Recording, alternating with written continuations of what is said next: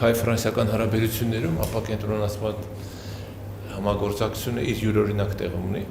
Դա իր պատմությունը ունի, որ 90-ականներից է գալիս, բայց ավելի ընդգծված եւ ավելի կարեւորություն է ստացել հատկապես 2020 թվականից հետո։ Պայմանավորված են իրադարձություններով, որ տեղի ունեցան Հայաստանում, Լեռնային Ղարաբաղում,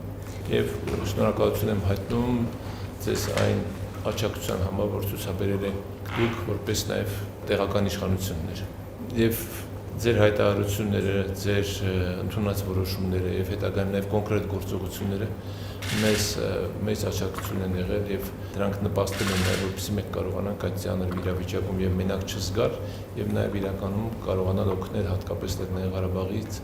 Հայաստան բռնի տեղափոխված մեր հայրենակիցներին։ Մի ամենակարևոր կողմը երևին է, որ այդ համագործակցության արդյունքում արդեն կան կոնկրետ գործեր, որոնք արդեն իրենց արդյունքն են տվել եւ դրանք Հայաստանի տարբեր մարզերում են։ Դրանք Սյունիքում են, դրանք Տավուշում են, դրանք Գեղարքունիքում են։ Տարբեր բնակավարներ են, գյուղատնտեսություն, առողջապահություն, կրթություն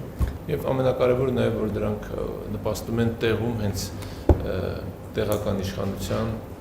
կարողությունների մեծացմանը։ Նորից շնորհակալություն եմ հայտնում եւ ուրախ եմ նաեւ ձեզ տեսնելու համար։ Merci Monsieur le Président de votre temps et d'avoir bien voulu. Պարոն նախագահ, շնորհակալություն ձեր հատկացրած ժամանակի եւ մեր պատվիրակությանը իրականելու համար։ Եթե այս ապակենտրոնացված համագործակցության համաժողովը հաջողությամբ հսակվեց, այդ առիթով միայն պետք է շնորհակալություն հայտնել հայ եւ ֆրանսիական տեղական իշխանություններին։ Եվ այսօր ձեզ այցելում է հենց այդ տեղական ինքնակառավարման մարմինների ներկայացուցիչներից բաղկացած պատվիրակություն։ De ces collectivités territoriales qui vous rend visite aujourd'hui.